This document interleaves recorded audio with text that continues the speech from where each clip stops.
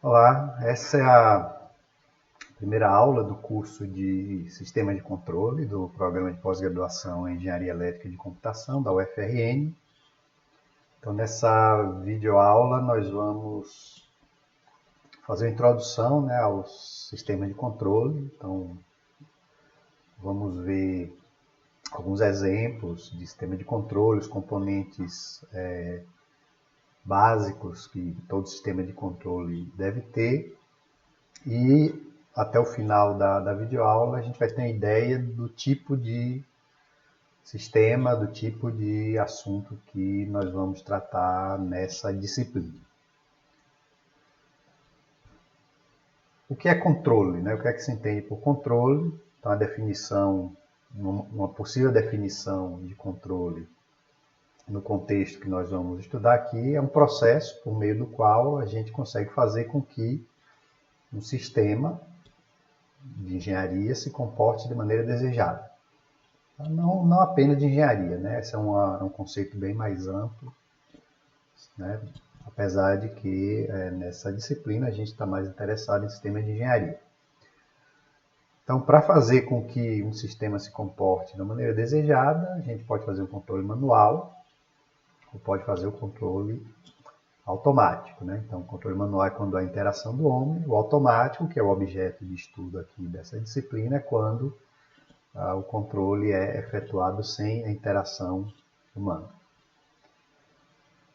Então, vamos logo ver um primeiro exemplo, bem simples, um exemplo clássico de um sistema de aquecimento doméstico a gás, tá? Um exemplo tirado aí da literatura estrangeira, do hemisfério norte, dos Estados Unidos, que é um país frio, que tem invernos rigorosos, então as casas têm quase todo um sistema de aquecimento doméstico. E aqui exemplifica um sistema de controle bem simples com aquecimento doméstico a gás. Então a gente tem a casa que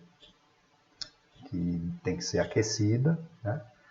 A gente está supondo que a temperatura externa é menor do que a temperatura interna. Então existe uma perda de calor, por mais bem isolada que seja a casa, vai haver uma perda de calor da casa para o meio externo.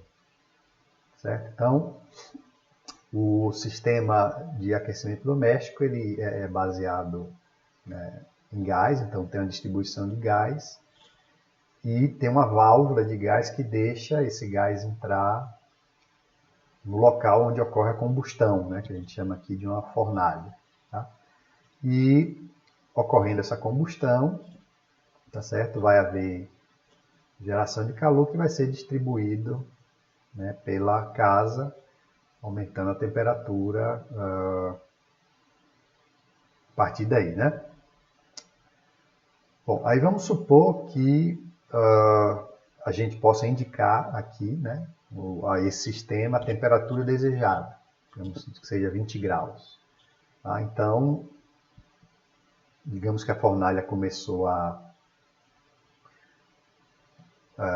funcionar, que o gás está em combustão, está havendo transmissão de calor para a casa, então a temperatura da casa vai progressivamente aumentando. Tá? E nesse sistema de controle você tem um sensor de temperatura, tá? Que mede a temperatura real da casa, certo? Quer dizer, dá uma medida da temperatura, A temperatura real nunca vai saber exatamente, Claro que o sensor deve ser o mais, para o sistema funcionar bem, o sensor tem que ter uma certa exatidão. Tá? Mas, então ele vai dar essa informação, tá? Então isso aqui eu estou chamando de temperatura medida. Então a temperatura medida vai ser comparada com a temperatura desejada. Então, nesse sistema, o que é que vai acontecer? Se a temperatura medida estiver abaixo da temperatura desejada, tá? Aqui você vai ter um circuito comparador que vai fazer com que a válvula de gás seja aberta, que o gás entre na fornalha, entre em combustão e aqueça a casa. Aí, a partir de determinado momento, a temperatura da casa vai atingir o valor desejado, vai até passar um pouco dele, e aí esse circuito comparador vai fazer com que a válvula de gás seja fechada e a combustão vai cessar e a casa está na temperatura desejada. Só que como, por hipótese, o meio externo está mais frio, então existe uma perda de calor, progressivamente a temperatura da casa vai diminuir. Tá? Aí ela vai diminuir abaixo, vai chegar abaixo de um valor que vai fazer com que o circuito comparador faça com que a válvula de gás abra e que recomece o processo de aquecimento da casa. Tá? Então esse é um sistema bem simples de controle automático, né? Então aqui esse texto aqui está só reproduzindo o que eu falei. E aqui nesse exemplo, que é bem simples, nós podemos identificar os elementos os componentes, né, que estão presentes em todo o sistema de controle, né?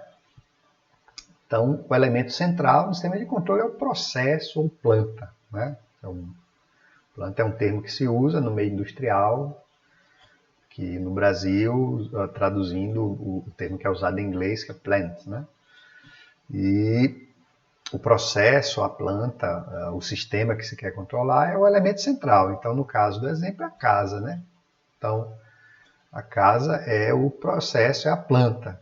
Mas quando a gente fala, eu quero controlar o que da planta, né? Ou do processo? O que é que eu quero controlar da casa? Não quero controlar a casa em si. Quero controlar alguma variável relacionada ao processo. Então, no caso desse exemplo, essa variável é a temperatura, né? Então, a gente chama essa variável de saída controlada, que é a variável controlada, ou variável de processo, né, a depender do contexto e da aplicação. Né, cada área aí de aplicação tem uma terminologia própria. Então, essa é a variável que eu quero controlar, né? O valor dessa variável é que que se deseja controlar, né? Então, essa variável, nós vimos lá no exemplo, eu preciso de uma medição, eu preciso medir essa variável para saber, né, se a válvula deve ser aberta ou não. Então, qual é o dispositivo que nos dá essa informação? É o sensor, né? O sensor dá essa informação do valor da variável controlada. Então, a informação ela é comparada com a temperatura desejada. A temperatura desejada é o que nós chamamos de sinal de referência. O sinal de referência é o usuário do sistema de controle, o engenheiro que está tomando conta dele, né, que determina, olha, eu quero que a saída controlada tenha tal valor. Então, esse valor é o sinal de referência. Tá? Então, ele vai ser comparado com a saída controlada, com o valor medido da saída controlada. Isso vai gerar um sinal que a gente chama de sinal de erro, né? E esse sinal de erro é o sinal que é enviado ao dispositivo que chama de controlador. Então, o controlador é o dispositivo que, com base no sinal de erro, vai fazer alguma conta ou vai ser disparada alguma lógica ou vai gerar uma saída, né, que é a saída que, se esse controlador for projetado adequadamente, vai ser o valor adequado para controlar o sistema da maneira desejada. Só que o controlador, ainda mais hoje em dia, né, no tipo de sistema que se usa hoje em dia, é um dispositivo, digamos assim, que é um dispositivo que efetua, né, cálculos, né? Ele calcula a entrada que deve ser aplicada ao processo para que ele se comporte da maneira desejada. Então, esse cálculo que ele faz, né, o resultado desse cálculo ele envia para um dispositivo que é chamado de atuador. O atuador é o dispositivo físico que atua no processo para alterar o valor da variável controlada, né? Então, com base no comando, né, ou no sinal que foi enviado pelo controlador, o atuador esse dispositivo físico vai atuar, ele vai alterar o valor da entrada do processo, que a gente chama de entrada de controle, ou variável manipulada, é outro nome que se usa. Tá? E o atuador vai alterar, tá? Vai atuando aqui no processo, vai alterar o valor da variável controlada.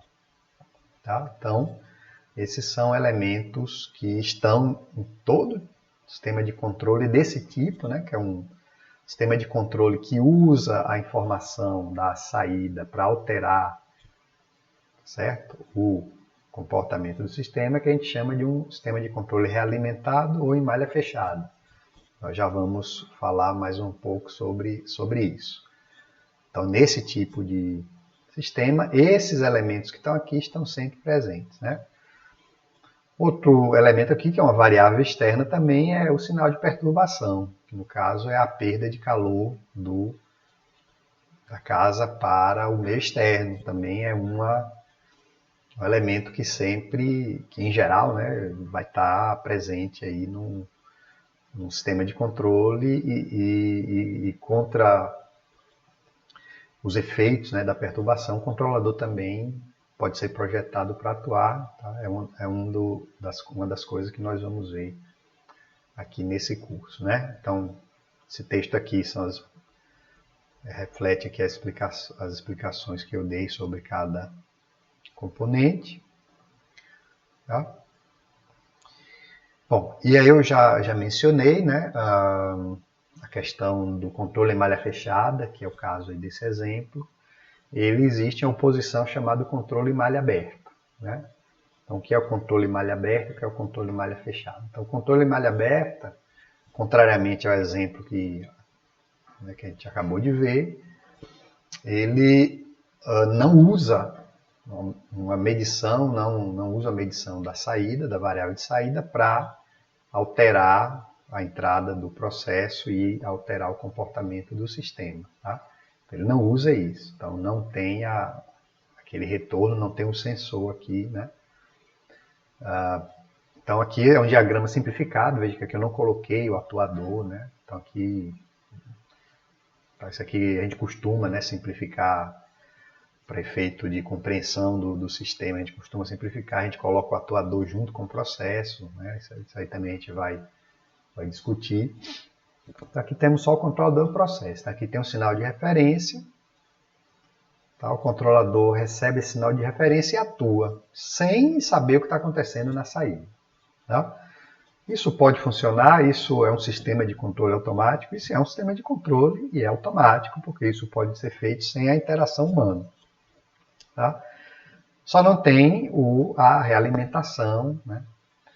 E funciona isso, então aqui tem alguns exemplos, né? São exemplos também aí do dia a dia. Funciona, depende da aplicação e, assim, quando falo funciona ou não, depende das suas expectativas, né? Depende das especificações que você passa para o sistema de controle, do que você quer que ele faça. Então, um exemplo de um controle em malha aberta, a programação da maioria aí das máquinas de lavar roupa. Né? Como é que funciona a máquina de lavar roupa? Você coloca a roupa, coloca o sabão amaciante, né? O sabão em pó amaciante, e você escolhe uma programação da máquina. Né? Aí, geralmente, assim, as mais comuns, aí tem lá roupa de algodão majoritariamente, aí tem uma programação, roupa muito suja, aí você bota outro tipo de programação, lavagem rápida, né? Depende da máquina, né? Você tem essas programações. E na grande maioria aí das máquinas, você escolhe, por exemplo, a programação algodão. Né? Então, o que é que vai acontecer? A máquina vai executar uma sequência de ações. Né?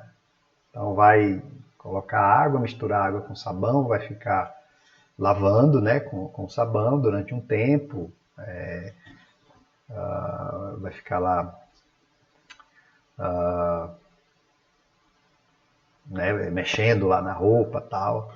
Aí depois acaba, de alguns minutos, né, acaba essa parte. Aí ele vai retirar a água com sabão, vai começar a parte de enxágue. tá? E depois que enxaguar, vai tirar a água que for usada para enxágue, vai fazer a centrifugação, geralmente é isso, né? Então isso é feito sem se preocupar com a variável de saída. Quem é a variável de saída controlada, né? O que a gente quer controlar numa máquina de lavar roupa?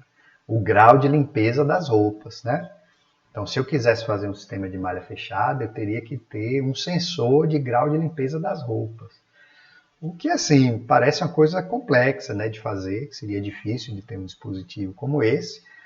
E até você podia fazer uma coisa baseada, sei lá, na cor da água ou o que seja, mas seria um componente a mais que poderia ser, assim, tenderia a tornar mais caro o seu equipamento, né? Então, vale a pena você pagar muito mais caro para ter uma precisão do grau de limpeza da roupa? Muita gente acha que não. Então, do ponto de vista econômico, não valeria a pena. Então, a gente pode dizer que o sistema, o controle malha aberta, nesse caso, ele funciona, né? Para essa aplicação. Outro exemplo é o exemplo de programação de semáforos, né? O sistema de programação, a programação de semáforos nas grandes vias assim de uma cidade grande, né? Como é que é feito, né?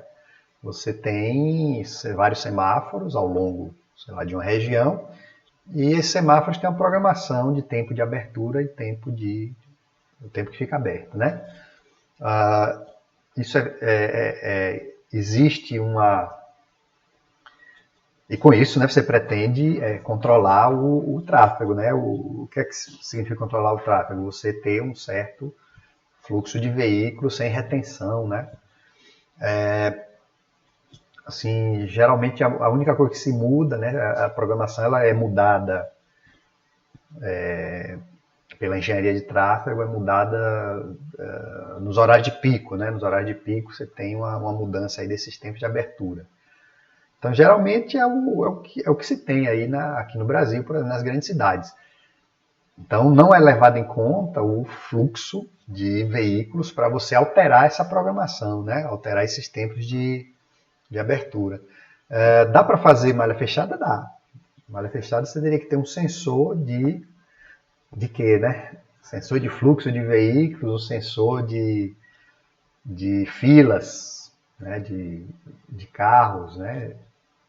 E imagino que pode ter, então isso existe, né? Agora vocês podem imaginar que é um sistema muito mais complexo, muito mais caro, né?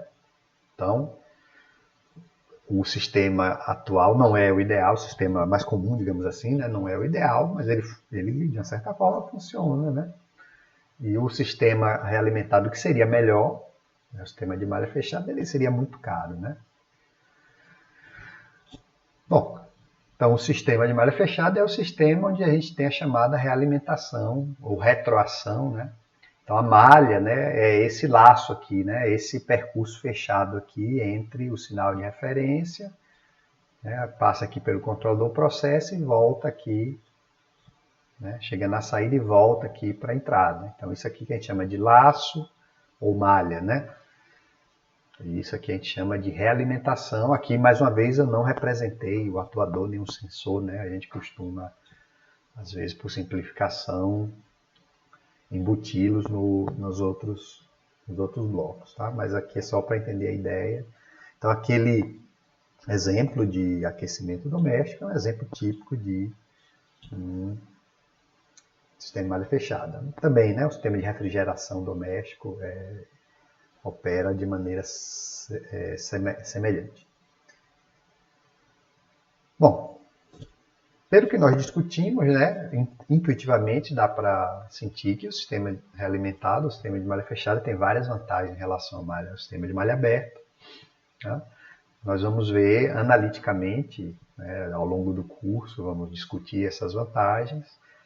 Então, a dela é permitir estabilizar sistemas instáveis. Tá? Então, sistemas instáveis são sistemas, grosso modo, né, onde as variáveis do processo crescem ou decrescem indefinidamente, né? Então, isso obviamente não é uma característica admissível em um sistema de controle. Então, às vezes, a planta, o processo que você quer controlar é instável. Um sistema de malha aberta, um controle de malha aberta não consegue estabilizar um sistema instável, coisa que o sistema de malha fechada consegue. Pelo fato de você estar sempre monitorando a variável controlada e comparando com a referência, isso faz com que o sistema em malha fechada seja menos sensível a erro de modelagem e a perturbações. E, além disso, mesmo que o seu sistema, seu processo já tenha uma resposta aceitável, o sistema em malha fechada permite melhorar o desempenho, melhorar a resposta do seu processo. Aqui outro exemplo bem comum também, bem típico, sistema de controle de uma mesa rotativa, que assim, de uma maneira mais geral seria o sistema de controle de motor, de velocidade de motor, né? Então a mesa rotativa pode ser, por exemplo, uma mesa, um leitor de CD-ROM, né? Então, é uma mesa rotativa onde você coloca o CD-ROM. Essa mesa gira, acionada por um motor de corrente contínua em geral. E para que a leitura do CD-ROM seja feita sem erro, essa mesa precisa girar dentro de uma faixa de velocidade. Então é preciso controlar essa velocidade. Então, no sistema de controle malha aberta, você teria aqui um conjunto aqui, bateria, potenciômetro. Então, nesse potenciômetro você ajustaria a velocidade que você quer. Então, isso aqui, né, sendo a bateria de pouca, que oferece uma determinada faixa de tensão, eventualmente você precisa amplificar essa tensão para aplicar no motor, e esse amplificador você pode ajustar o ganho, eventualmente, para atingir o desempenho desejado aqui, a velocidade desejada para a sua mesa rotativa, né? Então, isso aqui seria o controle malha aberta. Isso aqui é o diagrama onde eu troquei os componentes lá do exemplo pela terminologia de sistema de controle. Então, o processo ou planta aqui seria a mesa rotativa, o atuador, né, que faz girar a mesa é o motor de corrente contínua, e o controlador seria o amplificador, né? O controlador, no caso, a gente chama esse controlador de proporcional, controlador bem simples. Bom, esse sistema sem a realimentação, sem o sensor, né? Por mais que você se tenha esmerado em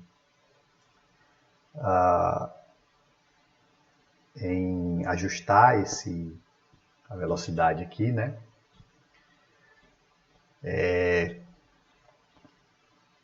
Isso aqui, várias coisas podem fazer com que ao longo você ajustou direitinho, mas ao longo do funcionamento vai ter, sei lá, os componentes vão se aquecer, tá? Então, de repente, com o aquecimento dos componentes, do amplificador, o ganho modifica um pouquinho. De repente, você ajustou para um CD-ROM e depois você coloca outro que não teve uma fabricação muito boa, ela tem um peso diferente, então a velocidade já não vai ser aquela, né? Então, como é que você pode melhorar isso? Fazendo o que a gente chama de fechar a malha, né? Fechar a malha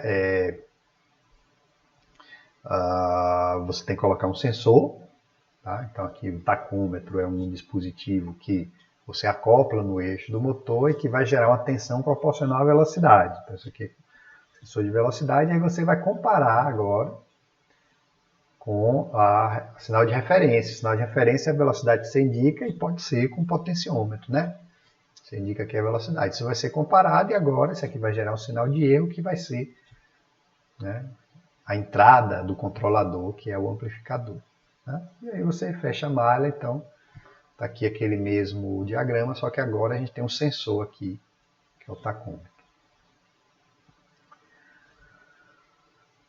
Muito bem, então essa é a ideia de o que é o sistema de controle controle malha aberta, controle malha fechada. Como é que o sistema de controle pode ser classificado? Né? Bom, um sistema de controle, a gente já viu aqui, né? Vamos pegar esse diagrama aqui como exemplo. Ele é formado pela conexão de diversos subsistemas, né? Então, cada bloco desse aqui, desse diagrama, está representando um subsistema. Já? Subsistema mesa rotativa, subsistema motor, subsistema amplificador, né? Em função dos modelos matemáticos, né, adotados para representar esses subsistemas, o sistema de controle pode ser classificado de diversas formas, né? O modelo matemático já vamos falar daqui a pouco sobre ele. Então, o sistema de controle pode ser linear ou não linear. Então, o sistema linear, né? Não vou entrar nos detalhes matemáticos agora, a gente vai falar sobre isso em outra videoaula. O sistema linear satisfaz o chamado princípio da superposição, né? Quer dizer que se o sistema responde de uma maneira para um determinado sinal de entrada, depois você coloca outro sinal de entrada, ele responde de outra maneira, tem outra resposta. Se você colocar na entrada um sinal que é a combinação linear desses dois sinais de entrada, a resposta vai ser a combinação linear das respostas obtidas para cada sinal individualmente, né? Então, se o sistema satisfizer essa propriedade, a gente vai dizer que ele é linear. Se não satisfizer, a gente vai dizer que ele é não linear. Na prática, assim, a grande maioria dos sistemas de engenharia são não lineares, né? Raramente, veja que a linearidade é uma propriedade bem específica, raramente um sistema vai obedecer essa propriedade, né? Mas não quer dizer que não se possa estudar sistemas lineares. Por quê? Porque alguns sistemas têm um comportamento aproximadamente linear e alguns sistemas, mesmo sendo não lineares, se ele operar em uma faixa limitada, né, as variáveis operarem numa faixa limitada, nessa faixa, muitas vezes o comportamento do sistema pode ser aproximadamente linear. Né? Então, por isso que nós estudamos, né, com tanto detalhamento, sistemas lineares. A teoria de sistemas de controle lineares tem sido usada com sucesso para o projeto de controladores para vários tipos de sistema, né? O modelo não linear é um modelo bem mais complexo matematicamente, então a gente só recorre, né? A gente só recorre a esse modelo quando realmente é necessário, né? Mais algumas classificações, né? Sistema determinístico ou estocástico, estocástico ou probabilístico. O sistema probabilístico é o sistema cujo comportamento depende de variáveis aleatórias, né? Então, por exemplo, digamos que você tenha um sistema que... Vamos pensar num sistema que não é nem, digamos, nem engenharia, um sistema financeiro, né? Um sistema de... Hoje em dia está muito em voga gerentes de fundos de investimento, né? Então, uma pessoa tem muito dinheiro, ela quer investir esse dinheiro e quer maximizar o lucro, né? Maximizar o rendimento dessas aplicações financeiras. Aí um gerente de conta ele vai tentar distribuir o dinheiro em aplicações que maximizem o rendimento, né? E muitas vezes ele vai colocar essa aplicação em um fundo cambial, baseado em dólar ou euro, que seja. Então, todo mundo sabe que isso é uma aplicação de risco. Por quê? Porque a taxa de câmbio é uma variável aleatória. Né? Ela, né, em princípio, você não sabe o valor. Então, se você quer otimizar a sua carteira de investimento num horizonte de um mês, você não sabe qual é a cotação do dólar daqui a um mês. Então, isso seria um sistema estocástico ou probabilístico. O sistema pode ser causal ou não causal, né? Isso é uma definição também matemática. O que é que a gente chama de um sistema causal? É um sistema cujo comportamento, ou cuja resposta, né, no instante atual, não depende de entradas que vão ser aplicadas no futuro. Então, parece uma coisa assim, redundante, poxa, mas não existe sistema não causal, né? Sistema cuja resposta atual depende de uma entrada que nem foi aplicada ainda. Então, sistemas físicos são todos causais. Tá? Mas, por incrível que pareça, existem aplicações de sistemas não causais, mas como se fisicamente não aparece? Então, quando é um sistema físico, obviamente, né, isso não ocorre de ser não causal, mas um sistema computacional, digamos que você esteja processando um sinal que está gravado, está registrado esse sinal. Então, se esse sinal está registrado, está gravado no seu computador, você conhece o passado, o presente e o futuro desse sinal. Então, se você vai fazer, por exemplo, a filtragem desse sinal, nada impede que as amostras iniciais do sinal você filtre com base em amostras futuras, né, digamos assim.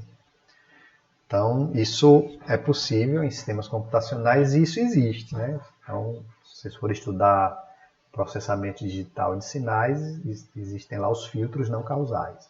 Tá? Mas isso, né, um sistema físico não pode ter essa característica. Um sistema pode ser também monovariável e multivariável. Isso é simples, né? Monovariável é quando ele tem uma entrada e uma saída. E se tiver mais de uma entrada ou mais de uma saída, ele é multivariável. Um sistema pode ser também variante no tempo ou invariante no tempo. Invariante no tempo é um sistema cujo comportamento não muda com o tempo, né? Então, por exemplo, aqui, né, nessa ilustração, você aplicou uma entrada aqui nesse instante zero e você teve essa resposta. Se o sistema for invariante no tempo, você aplica a mesma entrada algumas horas depois, alguns dias depois, o que seja, e a resposta do sistema é exatamente a mesma, né, que você obteve quando aplicou ele antes, né, no instante anterior. Então, se o sistema tem essa propriedade, a gente diz que ele é invariante no tempo. Então, se eu aplicasse aqui essa entrada, né, T0 minutos depois dessa, e a resposta fosse diferente, esse sistema seria variante no tempo. Então, o que é que está em jogo nessa definição? São os componentes, né, no sistema de engenharia, né, no sistema físico. Os componentes do sistema eles sofrem desgaste. Né? Então, você faz um amplificador usando amplificador de tensão, né, usando ANPOP, né, capacitores, indutores, que sejam componentes eletrônicos. Se o valor os valores, né, dos resistores, dos indutores e dos capacitores não mudarem, né, do ganho lá dos transistores, né, então esse sistema é invariante no tempo. Né, mas a gente sabe que muda, né? Então, com a temperatura até às vezes, né, e com o tempo vai ter um desgaste natural. Um automóvel que você compra hoje, ele tem um funcionamento, daqui a um ano ele não funciona da mesma forma, né? Então aí o sistema é variante no tempo. Agora, mas todo o sistema físico tem um desgaste. É verdade, mas se esse desgaste for lento, suficientemente lento, de modo que ele não altere significativamente o funcionamento do sistema, o que é alterar significativamente, né? A questão da temperatura, né? Digamos que você fez um controlador de temperatura da casa, do aquecimento doméstico, né? E aí você colocou para uma temperatura de 20 graus como referência. Aí o sistema está funcionando. E aí digamos que o seu sensor ele tem um desgaste, né? O elemento sensor. E um mês depois, né, os 20 graus que você queria não é 20, é 19,9. Isso é variante no tempo? Mas caramba, 19,9 e 20 graus eu não vou nem sentir, né, a diferença. Então vale a pena, né, numa situação dessa, usar um modelo variante no tempo, que é muito complicado, não vale. Então é isso que está em jogo, né? Então nessa discussão a gente já vai estar discutindo um pouco o que é que está em jogo quando a gente escolhe um modelo matemático para o sistema, né? O sistema pode ser também contínuo, discreto, quantizado, digital, misto, né, que eu não coloquei aqui. Então isso tem a ver com os sinais que são processados nesse sistema, né? Então o sistema contínuo é um sinal onde, um sistema onde todos os componentes processam sinais contínuos, de tempo contínuo, sinais analógicos, né, também chamados. Então todos os sinais são definidos em qualquer instante de tempo. Parece a coisa natural, mas no mundo hoje a gente não, né, para os sistemas de engenharia, sistemas de controle são sistemas controlados na grande maioria, né, das situações controladas usando computadores digitais, né? Então se criou, né, a necessidade de desenvolverem técnicas para lidar com sinais que nós chamamos de tempo discreto, que são sinais amostrados, né? Também quando você faz a conversão de sinal analógico para digital, além da amostragem, você também tem que transformar em dados que são compreensíveis por computadores, né? Bits e bytes. E aí quando você faz isso, você tem que fazer uma quantização de sinais. Tá? Então, aqui tem uma ilustração, né, do sinal contínuo, o sinal discreto, que é obtido amostrando o sinal contínuo em instantes de amostragem regularmente espaçados. Esse sinal aqui, quando a gente passa, né, para o computador, tem que quantizar, então, os valores, né, aqui do x, né, desse sinal x, ele tem que se adequar aos níveis que são disponíveis, depender da precisão lá do seu sistema computacional, e isso aqui que vai virar um sinal digital, tá certo? Assim, o sistema de controle, em geral, hoje são mistos, né? Por quê? Porque nós controlamos plantas ou processos que são contínuos, os processos físicos são contínuos, né? Nós controlamos com computadores digitais que são discretos. Bom, então, já tinha falado sobre isso, né? Os modelos, a gente já falou ligeiramente sobre os modelos matemáticos. Então, na classificação de sistemas, né? Ela é um pouco função do modelo matemático adotado para representar o sistema. Então, o modelo matemático é uma abstração, né? Uma representação numérica, uma representação por meio de equações matemáticas do comportamento do sistema, né? Então, a gente tenta, através de equações matemáticas, representar o funcionamento do sistema físico. Então, isso é um modelo matemático que é usado para várias coisas, né? Então, assim, um uso muito comum de modelos matemáticos é na construção de simuladores, né? Então, você tem sistemas muito complexos que, para você poder prever o comportamento deles, ou estudar ou analisar, você não é suficiente você observar os fenômenos acontecendo, né? Então, para você até fazer previsões, né? Então, o exemplo típico é o sistema de previsão meteorológica, né? Então, quando a gente faz uma previsão meteorológica, é baseado em quê? É baseado em modelos matemáticos, né? Que são super complexos, porque você tem vários fatores, né, que alteram a previsão do tempo. Então, esse é uma aplicação. No nosso caso aqui, né, a gente precisa de um modelo, não é para fazer previsão, a gente precisa de um modelo para projetar o controlador, né? A gente quer que a temperatura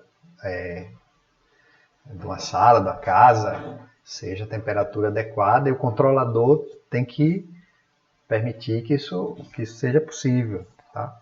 Então, isso é baseado ele vai fazer uns cálculos, e esses cálculos, né, esse controlador que vai ser projetado, ele vai ser, a gente precisa de um modelo matemático para fazer esse projeto. Tá? Então, os modelos matemáticos aqui, eles têm que representar os sistemas numa complexidade adequada para ser possível fazer o projeto, né? Então, não pode ser um modelo matemático muito complexo, porque a gente não consegue projetar controladores a partir desses modelos complexos, mas também não pode ser extremamente simplificado, que não represente minimamente, né, o comportamento do sistema. Então, a gente, em sistema de controle linear, né, a gente usa dois modelos, basicamente, né, dois modelos principais. Modelo de estado, o modelo por espaço de estado, e o modelo por função de transferência. Né? O modelo de estado, aqui tem uma representação, esse aqui é o modelo de estado linear. É um modelo onde o sistema é representado por um sistema de equações diferenciais de primeira ordem. Né? Então, aqui a gente tem duas equações diferenciais de primeira ordem.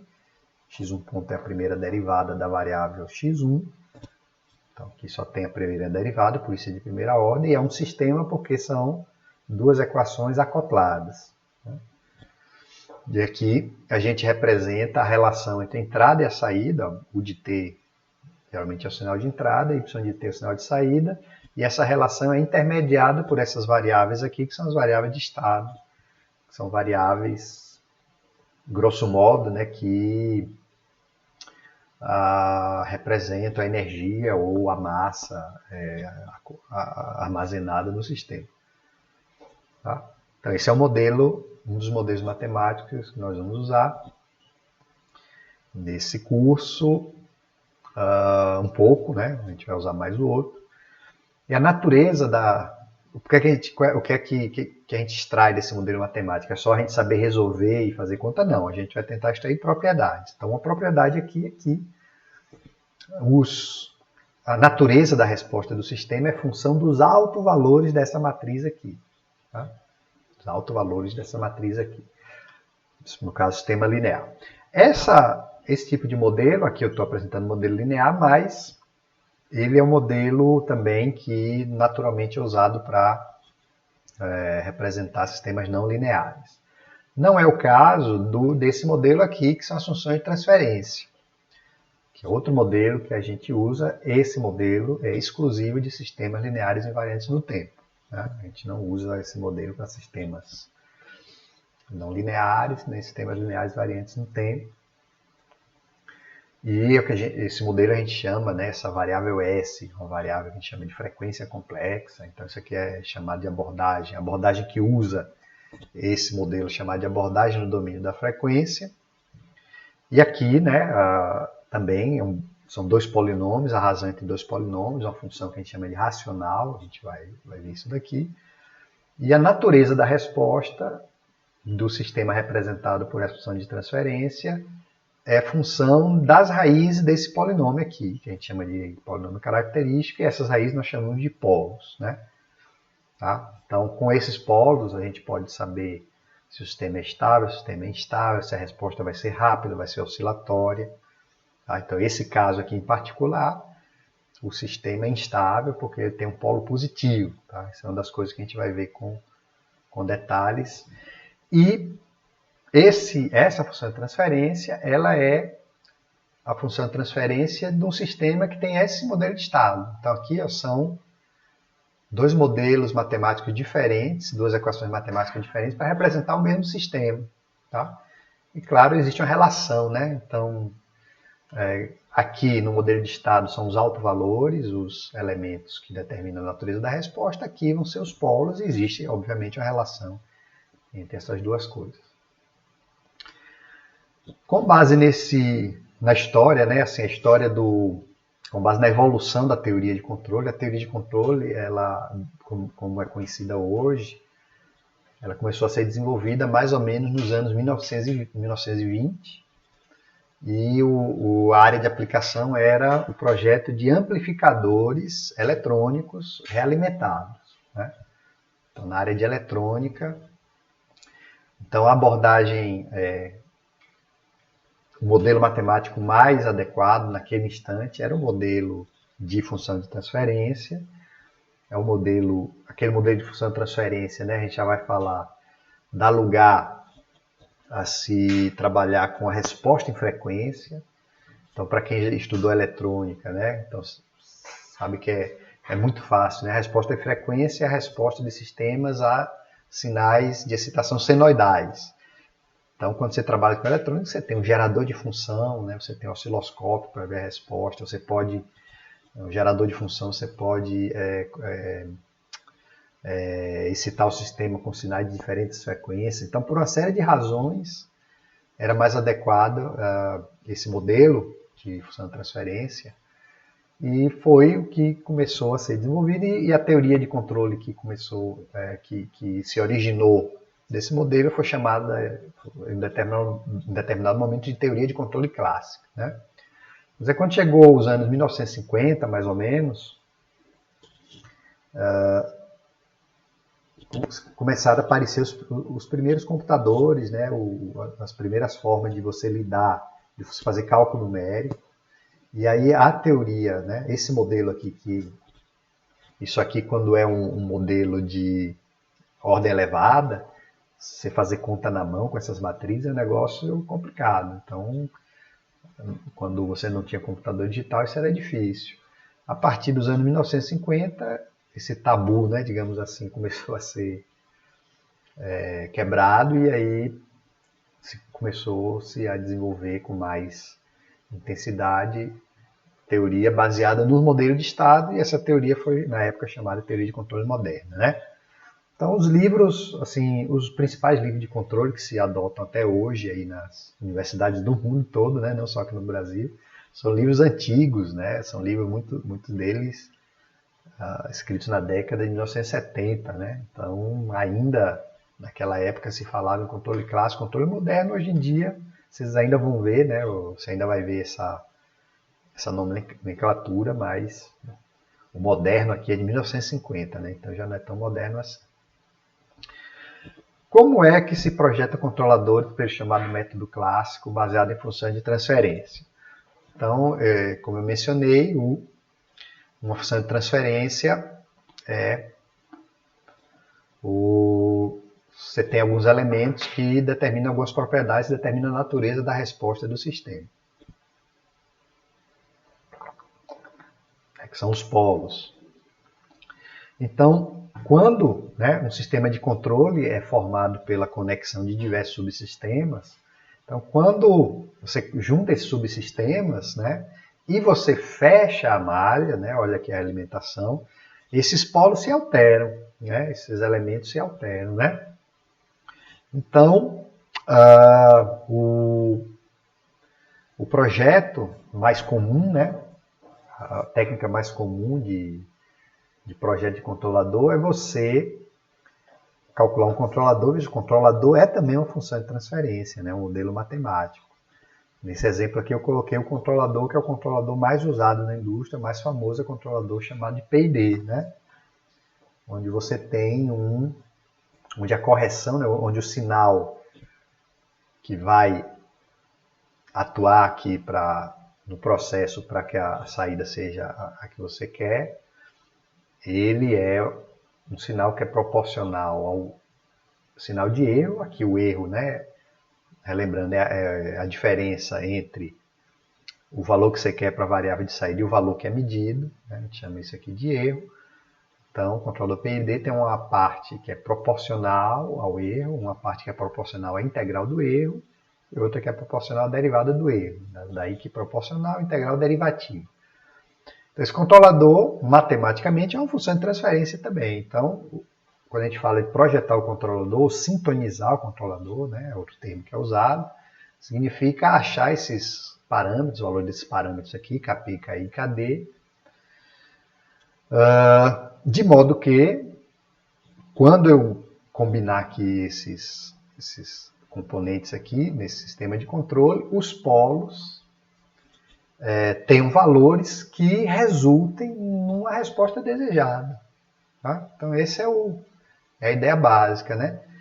E como é que eu sei disso, né? Como é que eu sei que os polos vão resultar numa resposta desejada. Então, é um primeiro estudo que tem que ser feito, é uma tradução, né? Então, isso a gente vai estudar também, analisar, a gente tem que traduzir uma coisa abstrata, que são essas funções de transferência, numa coisa mais concreta, que é o desempenho do sistema, que é a velocidade da resposta, que é se a resposta oscila ou não, se a saída controlada tem um valor que eu coloquei na referência. Então a gente tem que saber, antes de eu manipular os polos, eu tenho que saber qual é a relação deles, né, com essa resposta, né? Não são os polos, né, o modelo matemático todo. Então um dos primeiros estudos que a gente vai ter que fazer é saber fazer essa tradução do modelo matemático para uma resposta concreta do sinal de controle. Então, como é que a gente faz? Então, o projeto de controlador é você manipular essa função de transferência de controlador para que os polos, que a gente chama de polos de malha fechada, tenham valores que resultem na resposta desejada. Então, nesse exemplo aqui, eu peguei aqui um exemplo bem simples, aqui um processo que teria essa função de transferência aqui com esses polos menos 1 mais ou menos J2. Então, quando nós soubermos fazer essa tradução disso daqui no desempenho, a gente vai saber que, opa, isso aqui, ó, a parte imaginária 2 vezes a parte real, quer dizer que vai ser uma resposta muito oscilatória, que a resposta vai ultrapassar o valor final muito antes de estabilizar no valor que eu quero. Essa parte real aqui vai dizer que a resposta vai atingir o valor que eu quero em mais ou menos, talvez 4 segundos. Se eu quiser mais rápido, eu tenho que aumentar o módulo dessa parte real, né? Pronto, e aí, sabendo disso tudo, eu calculei, não vou entrar nos detalhes de como calculei esse aqui controlador, que é uma função de transferência. Não parece aqui, mas isso aqui é uma possível função de transferência de um PID. Isso também a gente vai discutir ao longo do curso. E eu calculei isso aqui e obtive aqui, ó, em malha fechada, esses polos aqui. Então aqui eu tinha polos complexos conjugados, aqui eu já tenho polos reais, né? Então polos reais, eles geralmente dão uma resposta sem oscilação. O polo que era mais negativo, que tinha parte real menos 1 sem o controlador, agora ele está mais, né, a parte real é mais negativa, né, digamos assim, menos 1,6. Então a tendência aqui é que eu tenha uma resposta menos oscilatória e mais rápida. Tá? Então isso aqui é a resposta do sistema sem o controlador. Tá? E aqui nessa figura eu coloquei alguns indicadores da qualidade dessa resposta, né? Então aquilo que eu falei, ó, aqui ultrapassou, né? Esse aqui é o valor final da resposta. Então ele ultrapassou 20% esse valor final, né? Então isso aqui a gente chama de sobressinal ou a gente chama de overshoot, né? Que é o termo em inglês que a gente termina usando mais do que a tradução em português. Então isso aqui no exemplo, por exemplo, no exemplo de controle de velocidade do motor, quer dizer que antes de chegar na velocidade desejada, ele ultrapassou esse valor de 20%. Então, a depender da aplicação, isso é ruim, né? Então, pode ser que lá no motor, essa velocidade grande que ele atingiu pode, de repente, danificar algum componente, né, do motor. Né? Se isso aqui fosse o controle de um nível de um tanque industrial, isso aqui poderia significar um transbordamento, né? Tá?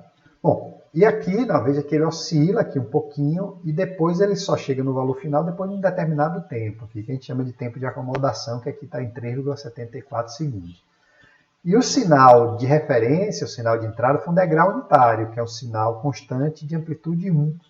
E o valor final aqui foi 0,8.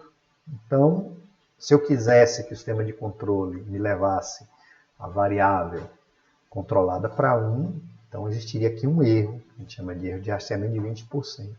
Tá? Então, quando eu colocar o controlador, olha o que aconteceu, aquele controlador. Eu eliminei o erro de rastreamento, o tempo de acomodação quase foi dividido por 3, então ficou um pouco menos de 3 vezes mais rápido, e aquele pico, que era de 20%, agora está em 10%. Tá? Então, isso é um exemplo do que um sistema de controle pode fazer. Né? Aqui as duas respostas comparativamente. Dá para ver que essa aqui é muito mais rápida, né? A de malha fechada.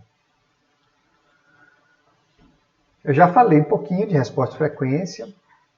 Então, esse primeiro exemplo que eu dei de calcular o controlador,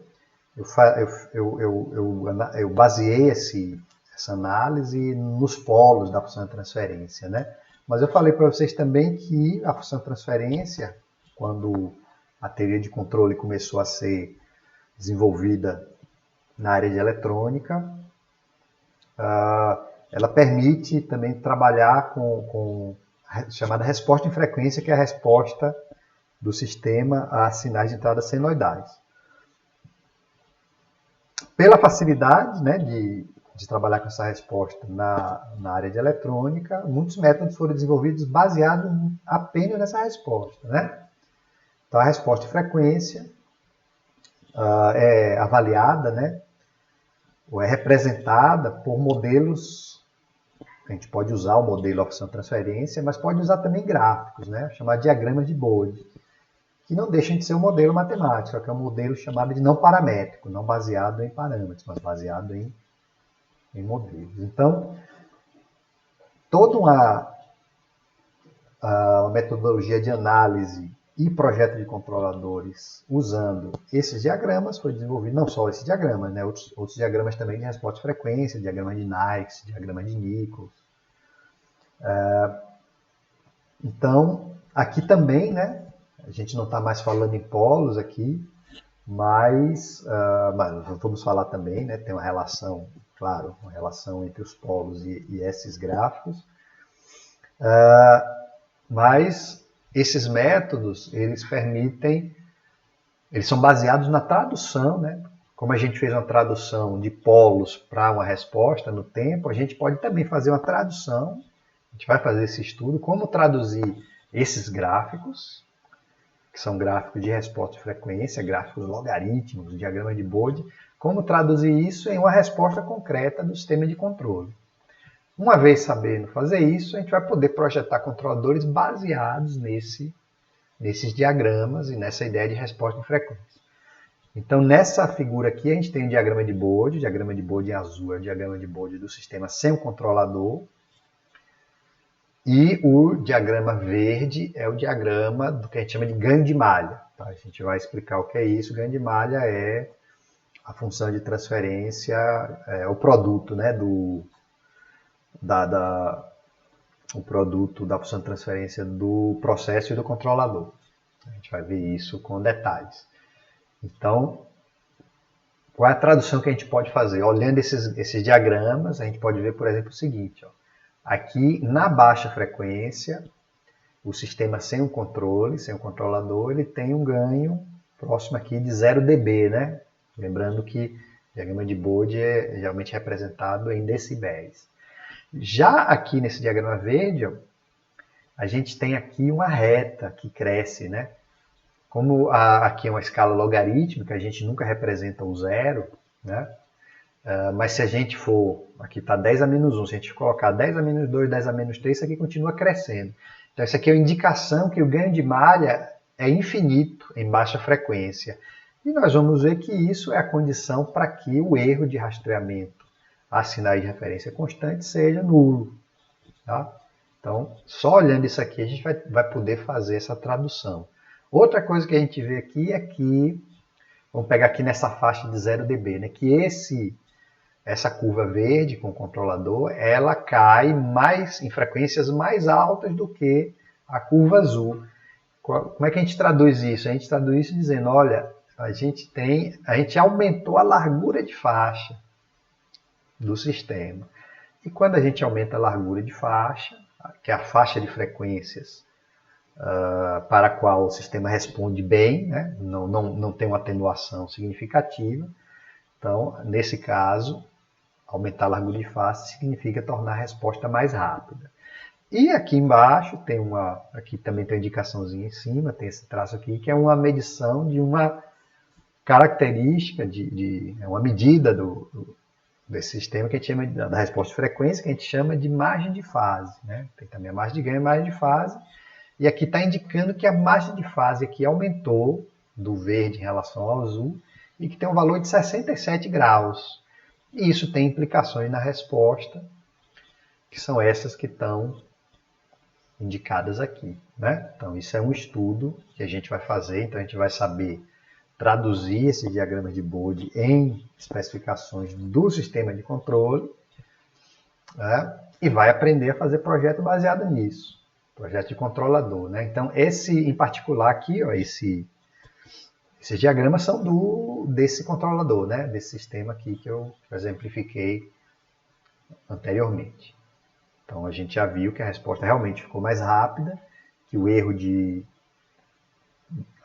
rastreamento do sinal de referência foi anulado e que o pico de sobressinal diminuiu. Tá?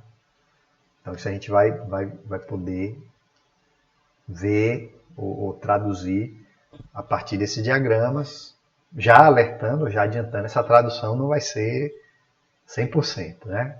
A gente vai ter uma ideia, mas isso a gente vai discutir bastante aí, ao longo do curso. Quando a gente usa, tá? Então essas duas análises, né, dos polos e da resposta de frequência são métodos da chamada teoria clássica.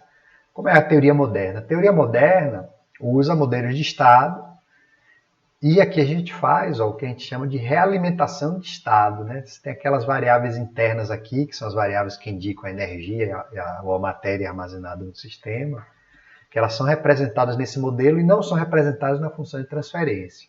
Então, se a gente puder medir essas variáveis, a gente pode usar essas variáveis que dão a característica de todo o funcionamento interno do sistema. A gente pode usar essas variáveis para fazer a realimentação, né? E isso traz uma série de vantagens, nós não vamos entrar nesses detalhes agora. Aí, quando a gente faz isso, tá? As equações de estado mudam e antes, né, os autovalores que determinavam o comportamento do sistema sem o controlador eram os autovalores da matriz A. Então, com o controlador aqui é representado por essa matriz K, eu vou poder usar esse controlador para alterar os autovalores, né? E aí eu vou achar os valores, projetar os valores do controlador K, dos elementos do controlador K, que é uma matriz, para que os autovalores de A menos BK sejam os valores adequados. Então, seria o equivalente, né, para essa abordagem de alocação de polos, né? Inclusive, a gente chama também de alocação de polos, mesmo que, rigorosamente falando, a gente está alocando autovalores.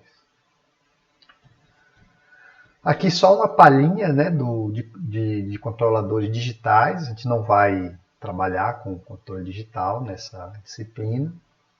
Como é que é feito o projeto, né, de controladores digitais, né?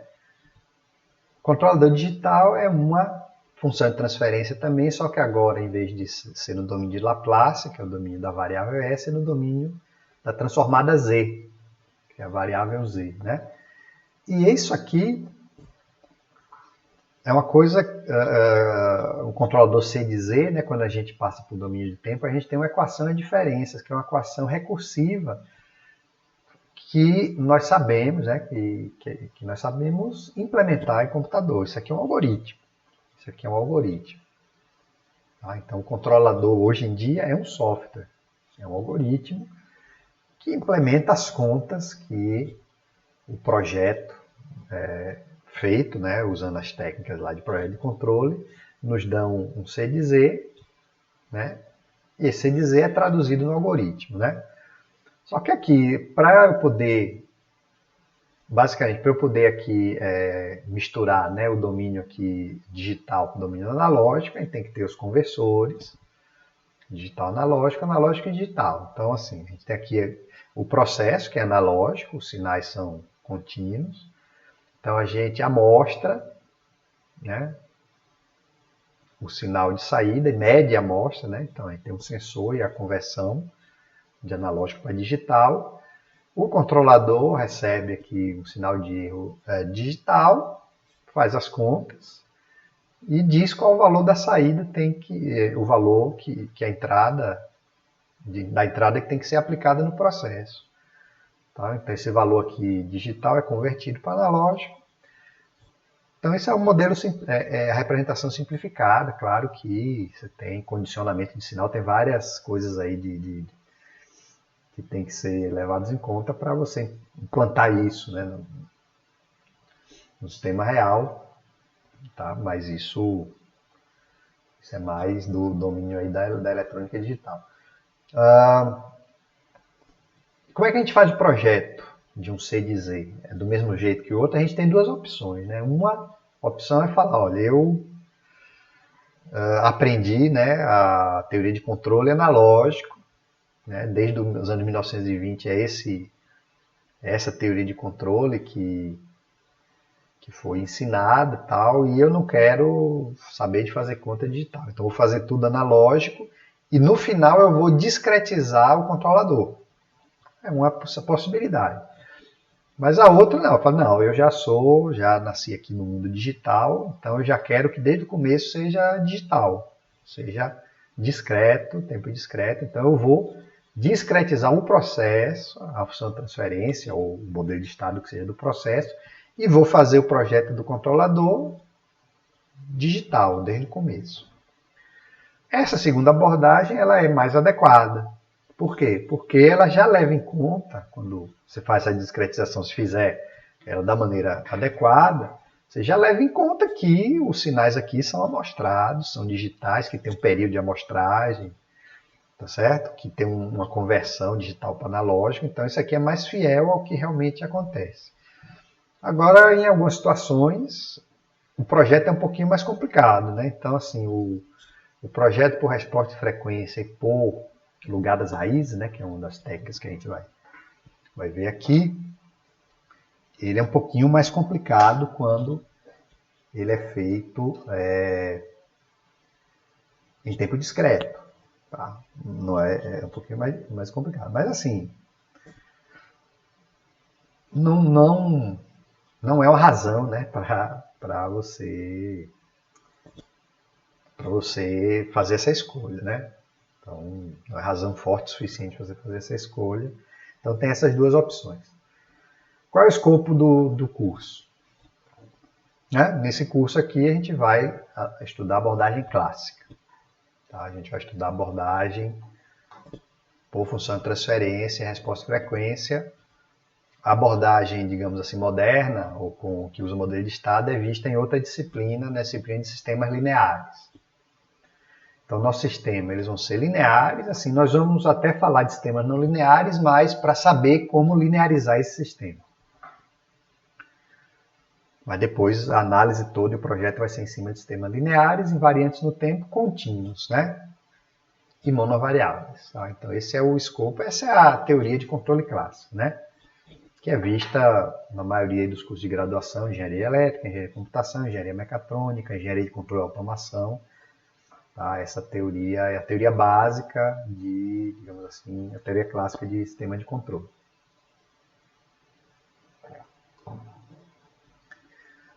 A gente vai dividir o curso em duas unidades. Tá? Então, na primeira unidade, a gente vai ver a parte de modelos.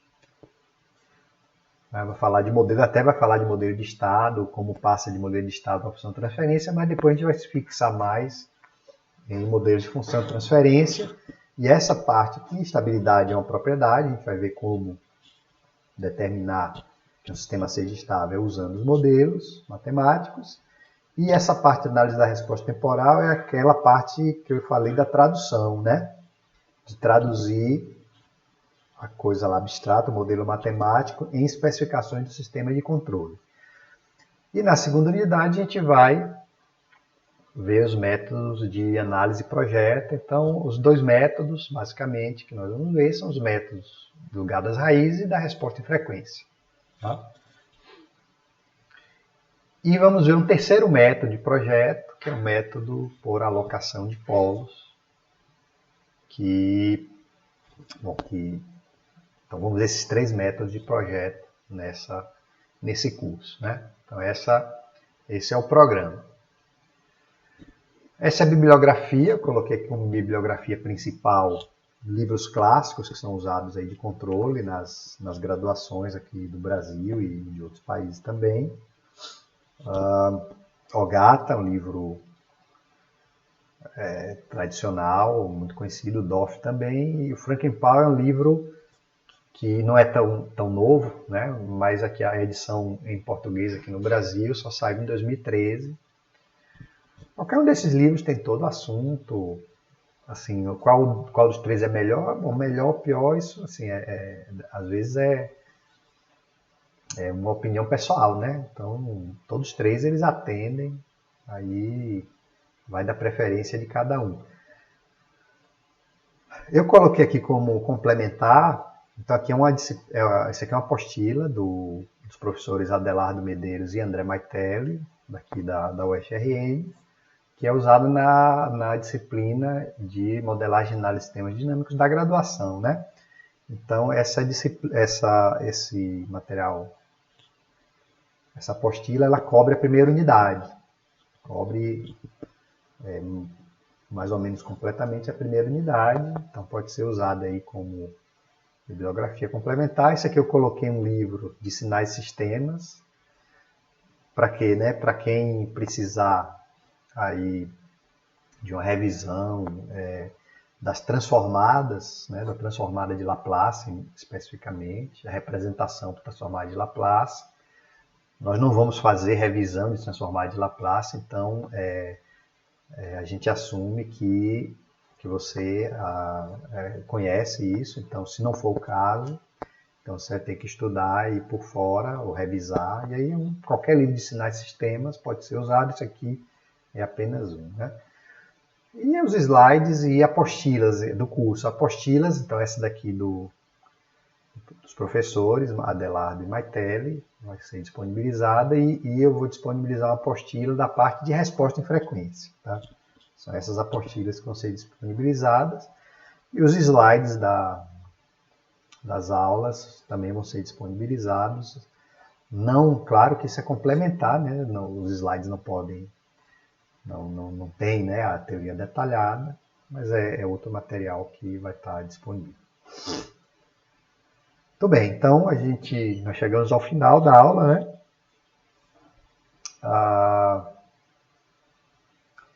O que é que eu coloco aqui como atividade complementar? Esse vídeo que está indicado aqui, né? Vai ter o link no Cigar, O Assombroso Poder Atlético dos Quadricópteros, é um vídeo, uma TED Talk, né, que está disponível aí na internet, e a atividade seria vocês assistirem esse vídeo e depois relacionar os elementos do sistema de controle apresentados no vídeo àqueles que foram apresentados nessa videoaula, né? Então, esse vídeo, vocês vão ver, né? Eles falam muito de sistema de controle e a ideia é o quê? É vocês identificarem os sensores, os atuadores, quem são os controladores, quem são os processos, né? Quem são ou quem é, né?